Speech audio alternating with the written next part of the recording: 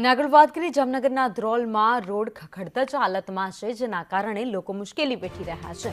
4 ગામને જોડતો રસ્તો બિસ્માર હાલતમાં છે। નાના વાગુદળથી સગળિયા સુધીનો રોડ ખરાબ થઈ ગયો છે, તો સગળિયાથી લતીપુર સુધીનો રોડ જ બન્યો નથી।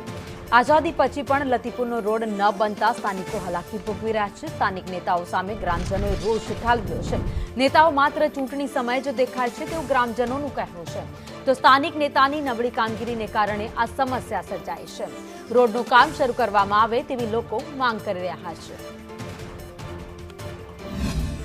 દોઢ વર્ષથી સગાડિયાથી વાગુદર સુધીનો રસ્તો તૂટેલ છે, એના માટે કોઈ ધ્યાન આપતું નથી।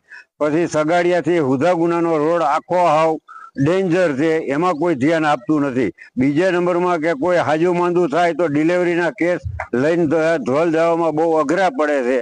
માટે મારો પોતાનો જ ખુદ એક્સિડન્ટમાં પગ ભાંગેલો છે। ઢોરાયરે ભટકાને આટલા રસ્તા ખરાબ છે। ખાડામાં અમારા ગામના 2-4 જણા પડ્યા છે, એને બધાને લોઢાની પ્લેટો આવેલી છે।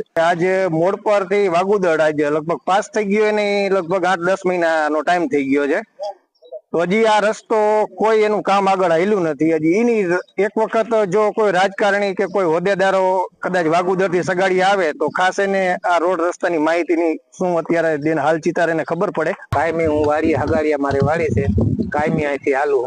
આ રસ્તો બહુ ખરાબ છે, ખાસ કરીને ચોમાસામાં તો અમારે બહુ તકલીફ પડે। અને અહીંથી અહીંયા હગાડિયા 5 કિલોમીટર હાલવામાં અમારે કલાકે કોઈ જાય।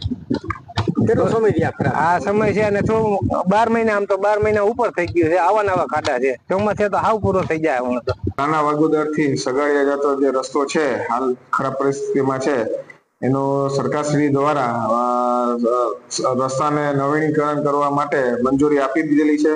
તેની ટેન્ડર પ્રક્રિયા પૂર્ણ થયેલી છે, તથા તે કામમાં કોન્ક્રીટ જે વર્ક છે એ પૂર્ણ કરવામાં આવેલ છે, અને જે ડામર કામ છે એ આપણે ચોમાસા પહેલા પૂર્ણ કરવાના પ્રયત્નમાં છે કે એ ચોમાસા પહેલા એ પૂર્ણ થઈ જાય।